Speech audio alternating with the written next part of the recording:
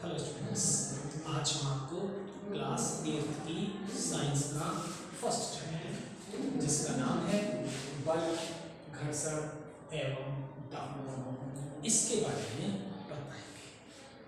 सबसे पहले हम बात करेंगे बच्चों बल के बारे में। तो बच्चों, क्या आप जानते हैं बल क्या होती है? बल को इंग्लिश में कहते हैं फोर्स, यानी कि ताकत। हम कहते हैं ना कि वह इंसान बहुत बलशाली है या उसके अंदर बहुत ताकत है। इसका मतलब वह इंसान फोर्स वाला व्यक्ति है। अब जैसे हम इस बल की या फोर्स की परिभाषा देना चाहें तो क्या होगा? अगर बच्चों मान के चलिए मैं इस बोर्ड को धक्का मारता हूँ, जोर से धक्का मारता हूँ और जोर से धक्का मारता हूँ, क्या इस बोर्ड की जगह चेंज हुई? नहीं ना।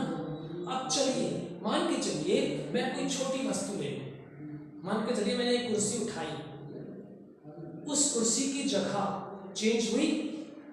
यस। तो बल वह बाहरी कारण होता है। यहाँ पे जब मैं इस बोर्ड को धक्का मार रहा था तो मैं कौन हुआ?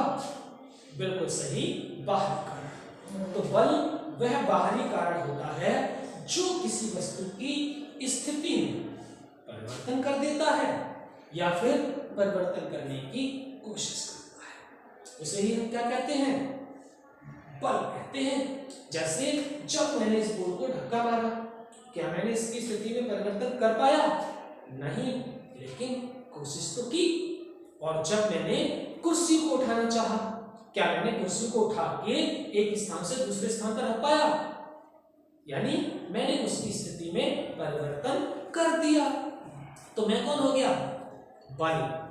तो बल की डेफिनेशन वह बाहरी कारण जो किसी वस्तु की प्रारंभिक स्थिति में परिवर्तन करने की कोशिश करता है या कोशिश कर देता है, बल कहलाता है। अब बल को बच्चों इंग्लिश में बोलते हैं फोर्स, और फोर्स का पहला लेटर क्या है? एफ। इसलिए हम बल को एफ से प्रदर्शित करते हैं। ठीक है, बल को किससे प्रदर्शित करते हैं? एफ से, और इंग्लिश में कहते हैं फोर्स। तो बच्चों अगर मान के चलिए किसी इंसान ने एक 5 किलो का क्या किया? एक 5 किलो का वजन उठाया, और वजन को हम कहते हैं बच्चों एम। इंग्लिश में इसको बोलते हैं मास। क्या किया?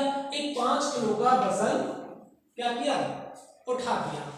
कितनी दूर उठाया, कितनी परिवर्तन की? अगर हम इन दोनों का क्या कर दें, किसका निशान बीच में? मल्टीप्लाई, यानी कि गुणा कर दें, तो क्या हो जाता है हमारा? बल। यानी कि बल की परिभाषा हम इस सूत्र के द्वारा भी दे सकते हैं।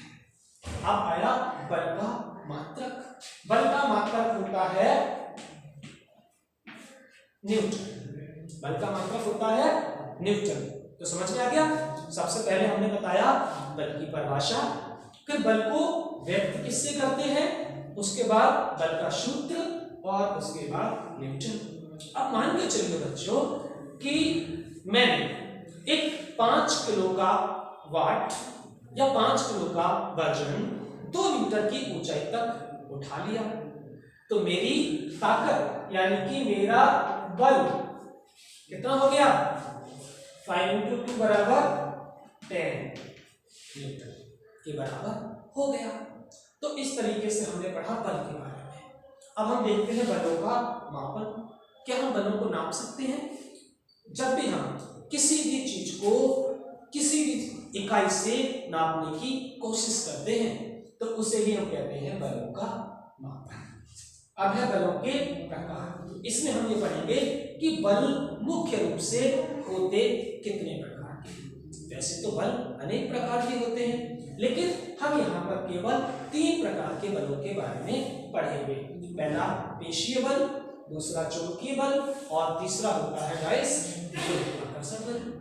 पेशीय बल कौन सा होता है? जब भी कोई इंसान या जब भी कोई जीवित प्राणी किसी भी वस्तु की स्थिति में परिवर्तन करने की कोशिश करता है तो क्या करता है? उस जीवित प्राणी की या इंसान की पेशियां काम करती हैं। यानी जब मैंने इस बोर्ड को धक्का लगाने की कोशिश की तो मेरी पेशियों ने काम किया। कौन सा बल हो गया? पेशी बल। और दूसरा बल होता है चुंबकीय बल। चुंबक से तो बच्चों आप लोगों ने बचपन में बहुत खेला होगा, खेला है ना? कहीं लोहे का छोटा सा टुकड़ा मिल गया, आप उसको अपनी तरफ खींचा, किसी ने उसको दूसरी तरफ खींचा, तो जिस बल के कारण चुंबक एक लोहे को अपनी ओर खींचती है उस बल को हम कह देते हैं चुंबकीय बल। और तीसरा है गुरुत्वाकर्षण बल। गुरुत्वाकर्षण बल हमारी इस पृथ्वी के द्वारा होता है। अगर आप एक गेंद को ऊपर फेंकें, या मान के चलिए मैंने इस चौक को ऊपर फेंका, क्या हुआ? ये चौक वापस नीचे आ गई। तो वह बल, जिस बल के कारण पृथ्वी से ऊपर फेंकी गई वस्तु वापस नीचे पृथ्वी पर ही आती है, उस बल को हम कहते हैं गुरुत्वाकर्षण बल। तो समझ में आ गया बच्चों बलों के प्रकार? पेशीय बल, चुंबकीय बल और गुरुत्वाकर्षण बल। That's all.